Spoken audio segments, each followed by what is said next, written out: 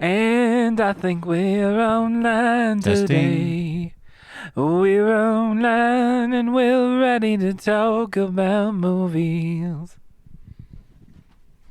All right, welcome back to an Emissaries from the Void liminal episode.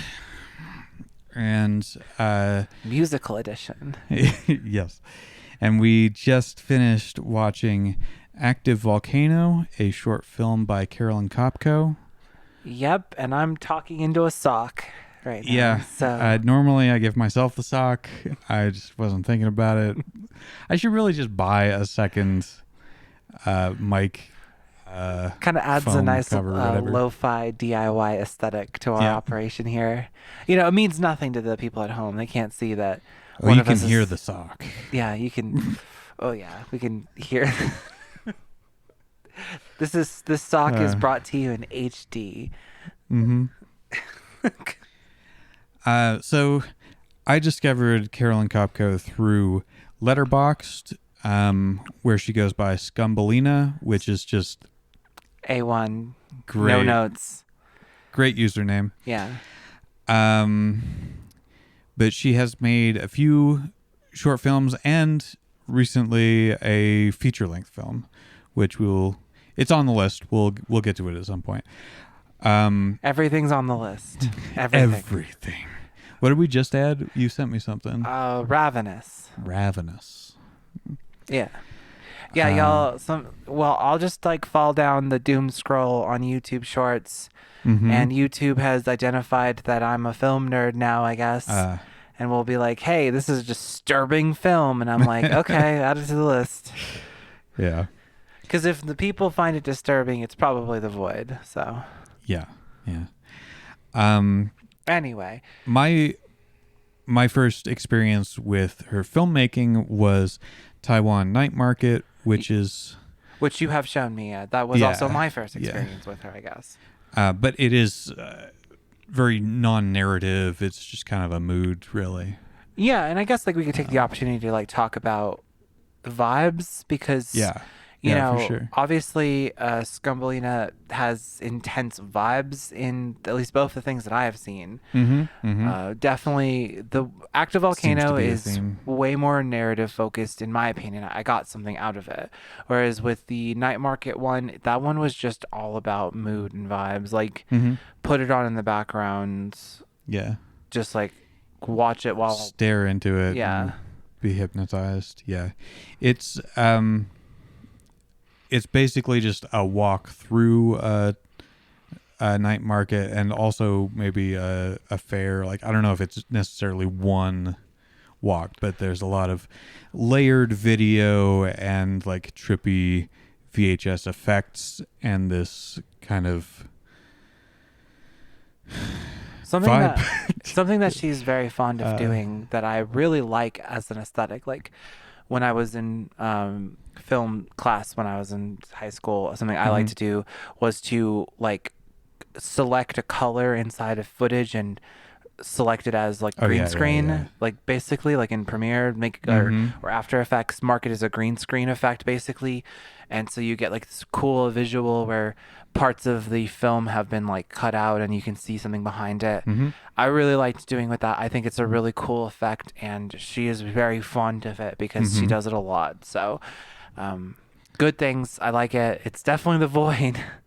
Yes. Very abstract, very expressionist, just maybe impressionist. Just a kiss of vaporwave aesthetic in Active Volcano. Yeah, I picked up on that. It's pseudo vaporwave or using the okay, so there's a bit in Active Volcano where it's just commercials from the 80s that have this that are doing what we described, where they have selected it as a green screen and they have static, and it's a really good effect. I really liked how it looked, and that was kind of my overall experience with this was on both of them, was that there are certain parts of it that are really resonant, and I wanted more of that. I wanted more of that specific thing. So when in Active Volcano where they're playing with the goo, and it's been altered so that it's got the fire in the background. It's like stretching the fire. And Yeah, so there's a series of shots where this person has covered their face and hands with like green slime that you can make at home. yeah, and using it as a green screen effect. Yeah, yeah. Which and I was like, I wanted more of that because it just was really cool. Like it basically, this almost felt like a showcase of like different moods. It was like a mood board given movie form. And I don't know, like that's where I kind of got from it. I kind of saw in it the essence of the creative process. Yeah, my feeling was like that, either that or like memory was kind of the active volcano. There's definitely a specific call out to memory in this, like alteration of memory and stuff like that. But okay, tell me if you maybe can kind of see where I'm getting this from. The cube. Yes. Because there's this cube that keeps showing up. Yeah. The cube. Just a slowly rotating cube superimposed on some of the footage. The cube represents a project. And within the cube, you find the finished work. So at the end, we get a close-up of the cube, and it basically does kind of almost a Rolodex pass through for all the different moods throughout the entire film, and then we get kind of like almost like a summary or a recap at the end. And the cube represents that creative work, and the active volcano is the raw creative energy and the things that and we get kind of glimpses at all the things that inspire that creative process. So it's going to be memories, it's going to be dreams, it's going to be nightmares, it's going to be like the aesthetics that we grew up with and were surrounded by. Right, like because there's a part where like we're walking around Hollywood and we're going into these novelty shops and we're seeing like, you know, those dragon heads on the wall that like maybe one person that you know has ever purchased, let alone, you know what I mean? But like we see all these things. Where do they all go? We're constantly surrounded by sources of inspiration.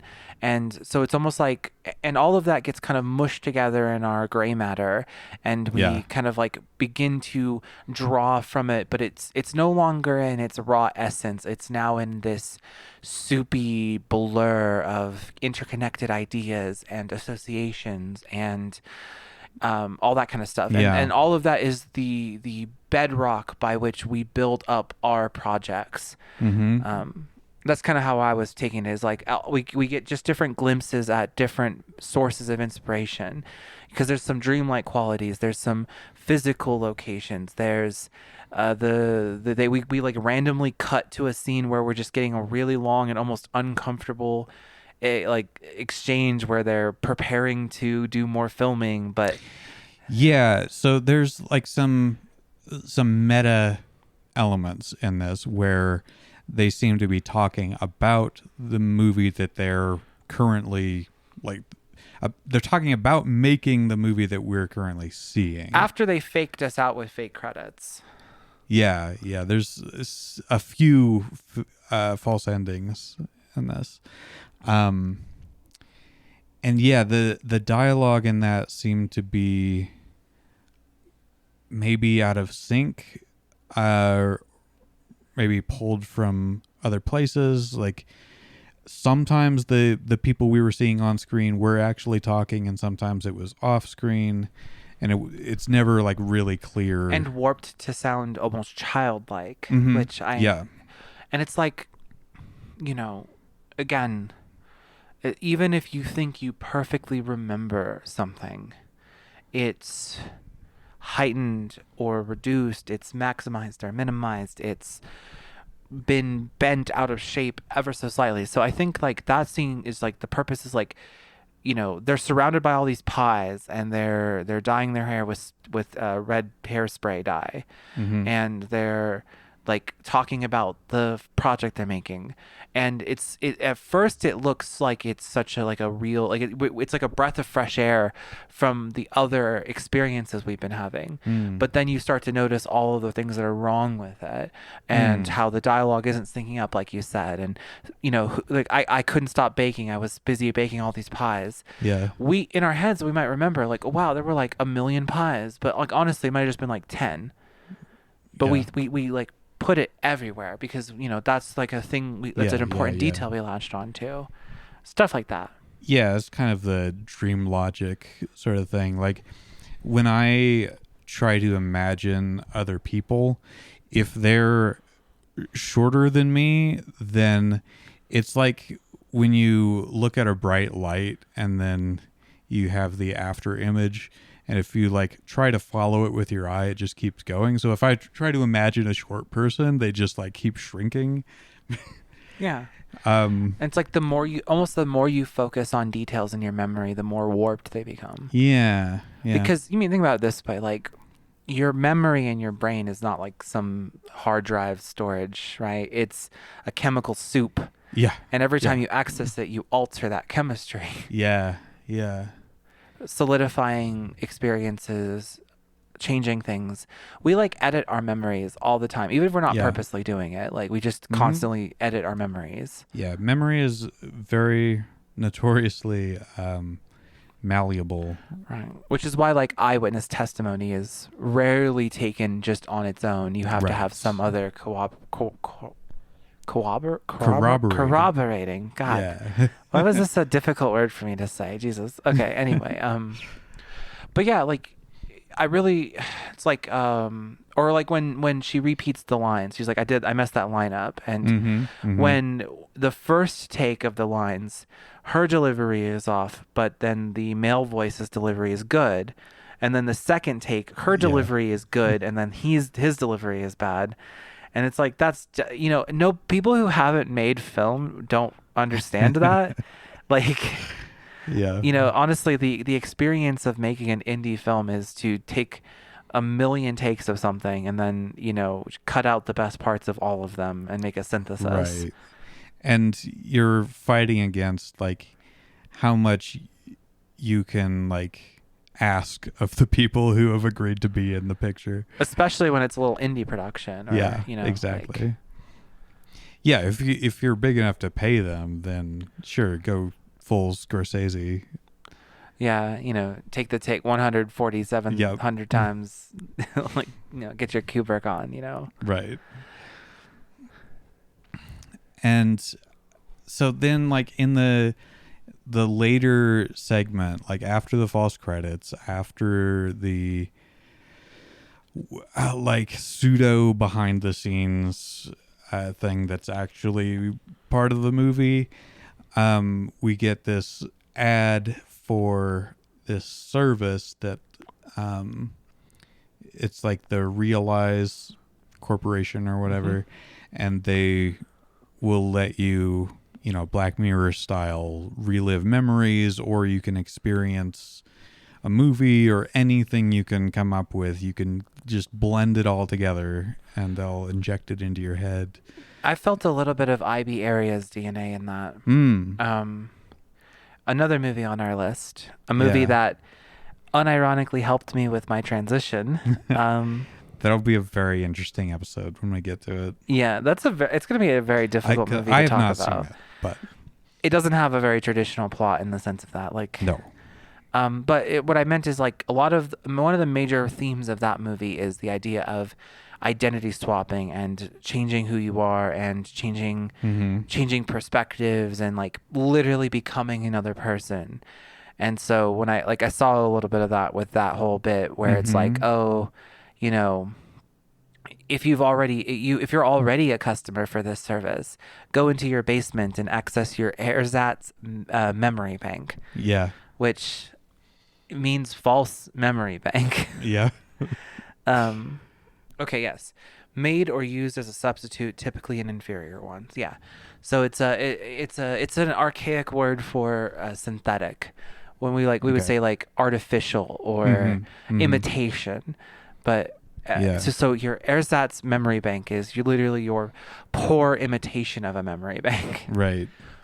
And I think like that kind of ties into it, like, you know, sometimes when you feel like your life hasn't been interesting enough, you want to adopt experiences that you don't really have to relate or to connect with other people. And like as an artist, it can be difficult to, like, where's the line between things that I am making up for the sake of my art versus am I like falsely giving myself the own impression that I've experienced something that I haven't, or that I know something that I don't know, or that I can feel something that I don't really understand? Because, like, you know, in writing, the common thing is write what you know. But, you know, if you haven't had a particularly exciting life, there are things that you'll have to make up, like, right.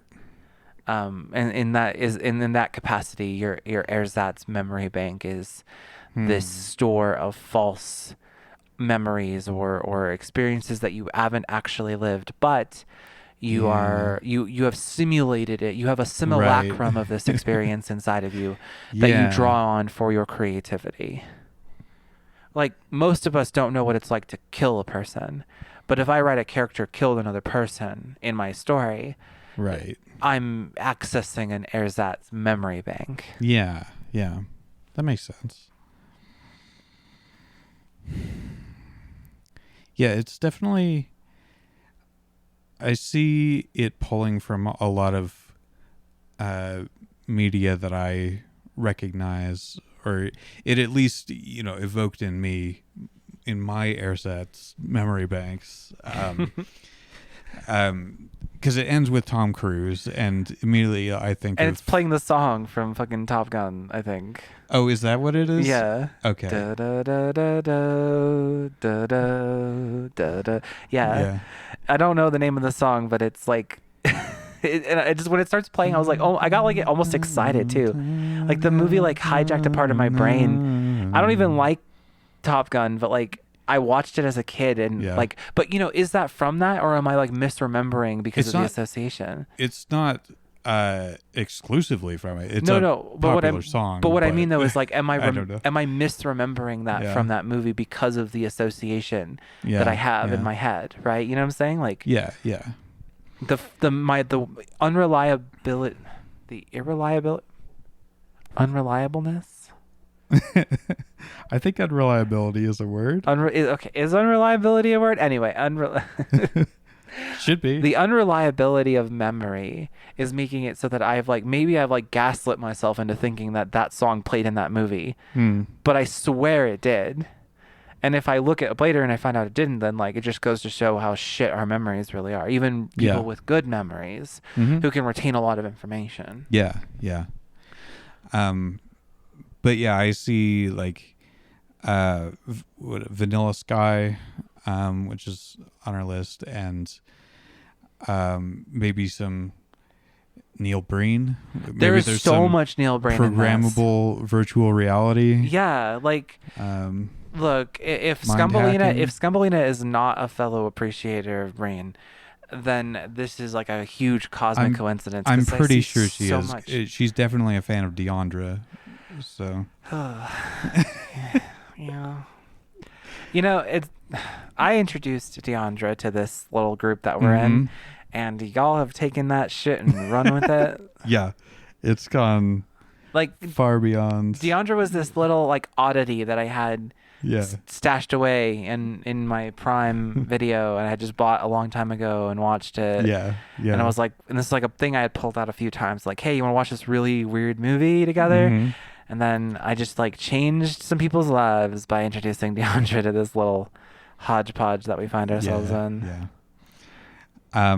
Deandra T. Brown, if you care to look her up, most known for Diamond Cobra versus the White Fox, which it's gotten harder to remember because she made a sequel where she reverses the descriptors, which is White Cobra, Diamond Fox. Cutting edge media. Yeah, we'll get to her eventually on this. Yeah, podcast, only if we randomly roll her though. I'm not willingly subjecting myself. Okay. Well, no, it's not like that. It's just more like some of her work really upset me, and so it's been difficult for me to Yeah, appreciate yeah. her art since then. But I'm a diehard appreciator of Brian, and Mm-hmm. I'm an unironic fan, even though his work is amateur in a lot of ways Mm-hmm. and has a lot of things that could be improved. The fact that he does it for the love of the game, just as our dear new friend Scumbelina does it, just for the love of the game, Yeah, and yeah, that's something I really respect. So, yeah. Absolutely. and it's one of those things like art house and dream logic. These are easy things to channel on a low budget. Like, because if you present something as dream logic or dreamy or dream core or weird core, people are more forgiving of when they see the threads Mm-hmm. and when they see the thing. Because like our dreams are like that. Yeah, yeah, Like I had a dream a couple of weeks ago where I was having a dream. I became aware I was having a dream, and I walked off stage, and I walked backstage into the back yeah. of this dream, and then it kind of descended into nonsense past that point. Mm. But like I was like, oh, I'm dreaming, and I walked off stage as if I was filming a sitcom. Like, Yeah, and if you saw that in a movie, like other people have had that experience before, where it's like, yeah, yeah, oh, I'm dreaming. Oh, okay. yeah. So we're more forgiving, and that's why like low budget art house tends to be like this, because Mm. it's so easy to just be like, yeah, well, you see the strings, it's part of the experience. Yeah, Whereas if you're trying to do like a high end dramatic horror film, people are less forgiving when they see the string. Like, if you have a horror movie and it's so good, and then as soon as you see the monster, it's just some guy in a cheap yeah, like mask from Spirit, you'd be like, it really kill your immersion in the yeah, experience. yeah. I don't know. Unless it was supposed to be a guy in a cheap mask, but yeah, I get what you're saying. Like there's ways to do it that would look good, but my whole point is that Yeah, yeah, yeah. There's definitely like expectations that we have of movies with a budget.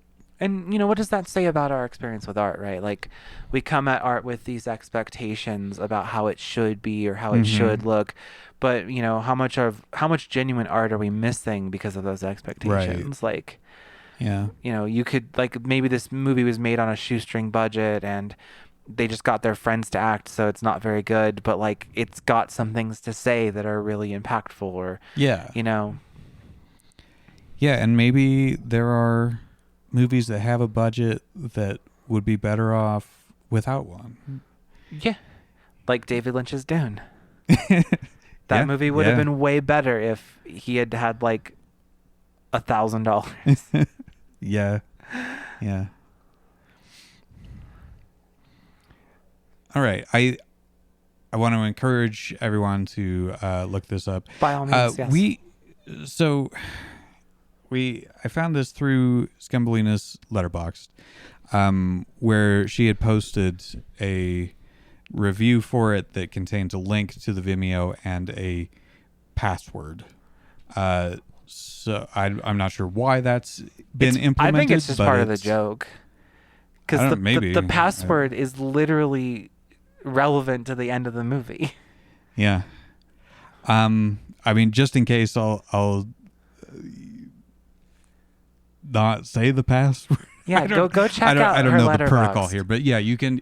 It is public information technically, but I encourage you all to watch it, and high likelihood that you will have a completely unique experience From us, yeah. And if I don't you think do, we've I want to spoiled hear. anything with this discussion. I don't know how you would spoil this. Yeah, exactly. Like unless I could like upload a feed directly to your brain. Yeah, You have to just, it's one of the like art house media is one of those things where especially if it's loose on plot, it's just not spoilable because like at the end of the day you're just talking about your experience with the art itself. yeah, Um yeah. And I imagine this might be one that we come back to in the future.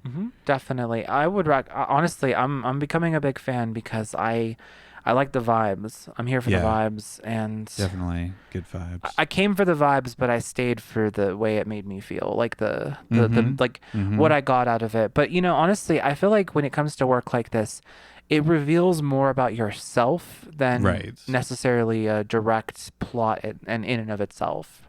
Right. Right. We can't like give you the answers to this one. Right, like by me watching it, it revealed to me how I experience my creative process, which is this menagerie blur of everything I've experienced and imagined and things Yeah. I'm afraid of and things that I'm, anticipatory for. And Mm-hmm. I don't know. I don't know. How did you feel about it? Like, because maybe you didn't feel the same way. Like, Yeah, I guess for me it felt more like a nostalgia okay, yeah, and I can see where you're coming from with that. of like, vague memories bubbling to the surface. Um, Yeah, like memories that you pushed down, and by the time they resurface, they're unrecognizable. They're yeah, yeah. And like, uh, so for example, there's one shot in this that's picture in picture, and it's at a motel, and two people are both filming it on cell phones at the same time. So woman is backing away from a guy on the balcony, and you can see both of them as she like backs out into the street. which I And really there's liked. I liked that scene there's a kind of lot. a tension there that's really vague, but you know it can evoke a lot in people who You know, see it. I just thought of what her style reminds me of. Mm-hmm. So don't remember who, but there is one of these prestigious universities is studying how to take signals from someone's brain and reconstruct images Mm. from it. Mm-hmm. Yeah. And like they don't look correct. They don't look correct, but like we're getting really good at it. Yeah. And it's kind of like I've always wanted to like do a series where like I paint something and then I have them do that to my brain and then I release that image instead of what I Mm-hmm. actually painted. Yeah. And that's like the art like I would think that would be like a really interesting art exhibit of like Yeah. the warped perception of the brain being reconstituted by science, like. But that's Yeah. kind of what this reminds me of, is like when they do make those reconstructions, they're very very warped and Mm-hmm. um they're there. You can recognize in them what Yeah, they you can are. pick out the sort of impression. Yeah. Yeah, the ghost of a memory that you killed is kind of what I Yeah. feel like. Yeah. Yeah. Anyway, I'm a big fan. I want to see more of their work. Yeah. I'm excited. Um, if you don't have anything more to say about Active Volcano, then I would like to read a message from one of our listeners that Yay. I meant to do this during the last liminal, but this is someone who, when I shared the podcast, they were really excited because we're all going to the World's Fair, is one of their favorite movies. I'm sorry for the derisive things I said about it, then. I kind of said that too, and they're like, I mean, it wasn't that bad. At But, the end of the day, we're very um, nice. Like our criticisms are based in the fact that we want things to be mhm, even mhm. better than they are. Like I like things as a general rule. So like my Yeah, criticisms are yeah, always like, this is how I think it would have been better, not that it right, sucked right. necessarily. Well, unless it's Climate of the Hunter, but Um, mostly, like the main thing was that they had a different read on JLB's character, who we called pedophile Lyndon B. Johnson. Um, their take was that, I'll just read it verbatim. I think he's grieving the loss of a child to the World's Fair Challenge, so he's trying to save others. The room with his computer looks to be a child's bedroom, but there's no sign of a kid in the house. There's also the house is huge and gorgeous, but it's just him and maybe a woman who appears in the background once. who the credits call JLB's question mark. He also has this incredibly sad, depressed air about him, never cracking a smile. To be clear, there's no direct evidence his kid took the World's Fair Challenge, so I'm making a leap. I'm inferring why he's so concerned with Casey, this girl who seems desperate to step outside of herself and who talks about disappearing and killing herself. He seems to identify that while she knows the game is fake, there's part of her getting lost in the fantasy and feels very real. And feels a very real need to escape her life. So I interpret his insistence on her posting to be wanting evidence that she's still alive, which I agree with. We just had a different idea of like his motivations behind that. Sure. Yeah. And yeah, like I can definitely see there is evidence for this like take on his character.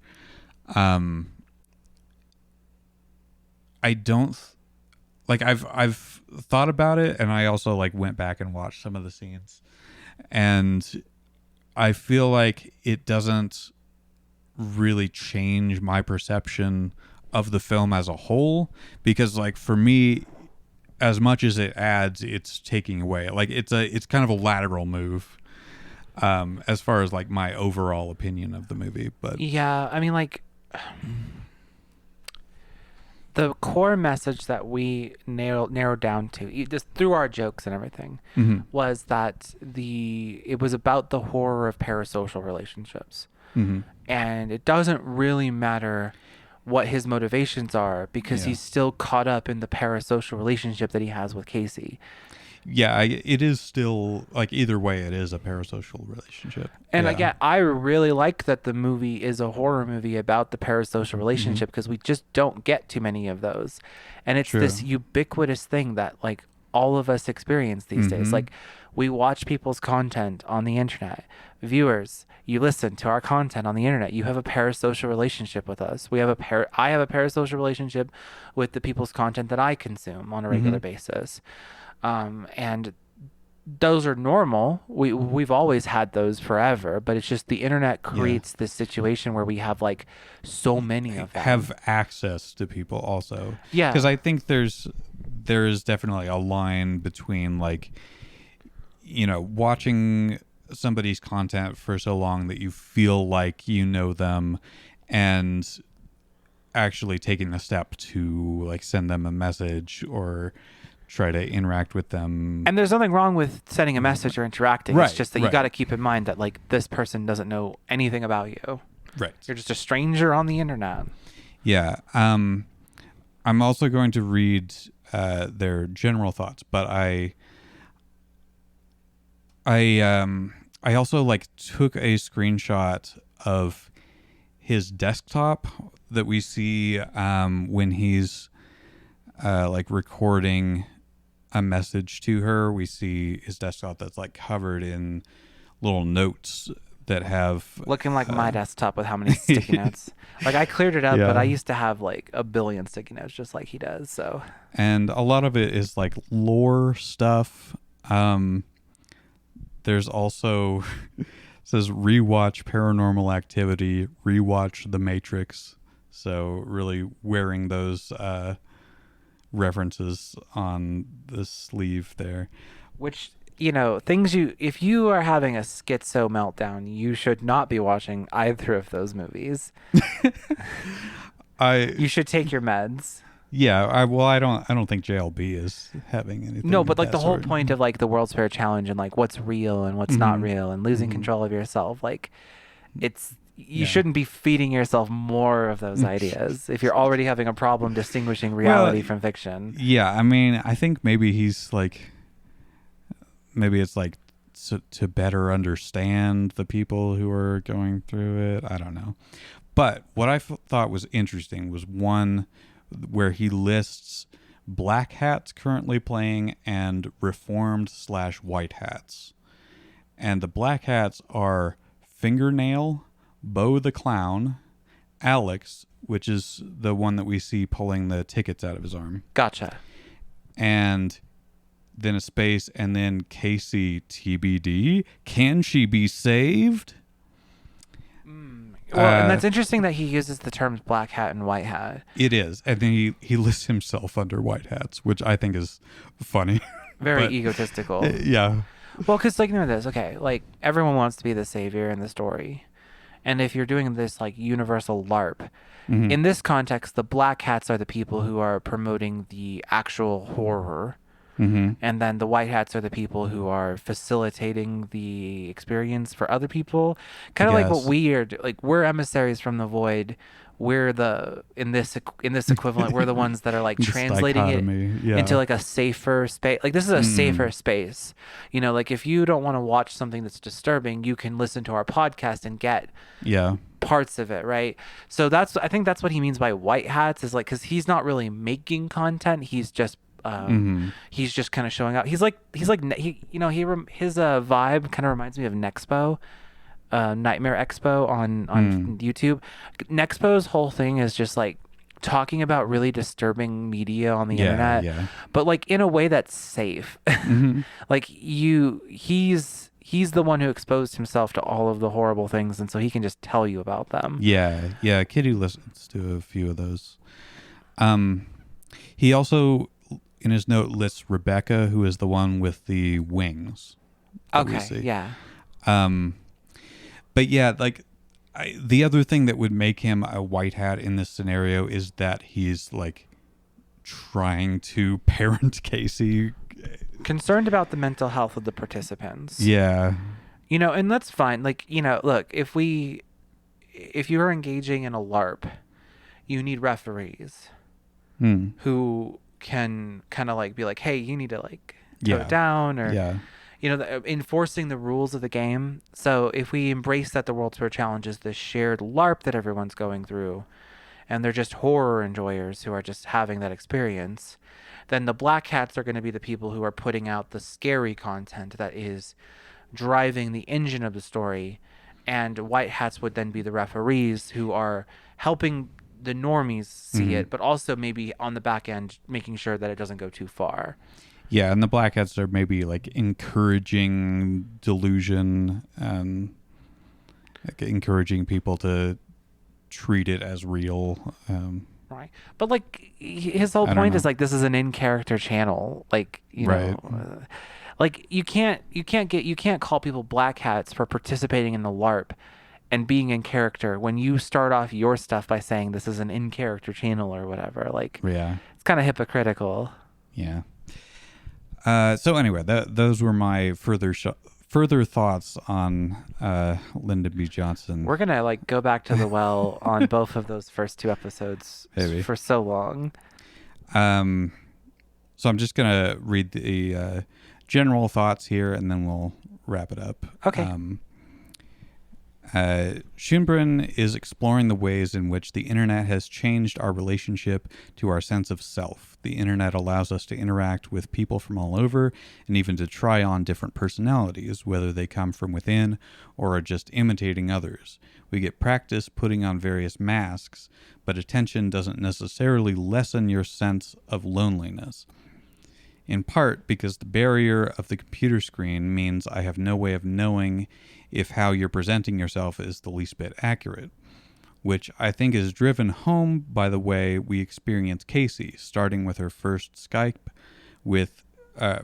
call with JLB. We only experience her life through a computer screen, primarily as JLB watches her videos, but also the second Skype call and what she says about them, what he says about when they allegedly met up in person. So I mean, that's kind of what we were getting at too. I mean, I agree. Yeah. Like, I mean, we do get like our views are not vastly different, and we do get offline views of her, and she's like quiet and not really engaging much. Like, we do get stuff that is technically off camera, right? So, you know, I think they were saying like once we get that first Skype call, from then on in the movie, all we get is video. I see. Which I didn't double check, but Yeah, I mean, think that's right. yeah, like that's kind of what I mean when I'm talking about the horror of parasocial relationships. It's like the emptiness at the bottom of them. Like you and I are very social people in the sense that we do make time for our friends and we have those interactions and we go out and we talk to people and we do things like we're not isolated, but there's a lot of people who are isolated and the only socialization they get is through a computer screen, which is not good for your mental health. And the horror is realizing that despite the fact that you might talk to hundreds of people on a regular basis in a Discord, you don't have a real connection with any of them. Yeah. Could be. Anyway, all right. So yeah, this was probably the most meandering liminal we've ever had, where we just kind of went all over the place. Yeah, a little bit. That's fine. But that's okay. Bye. Yeah, see you next week for Mad God.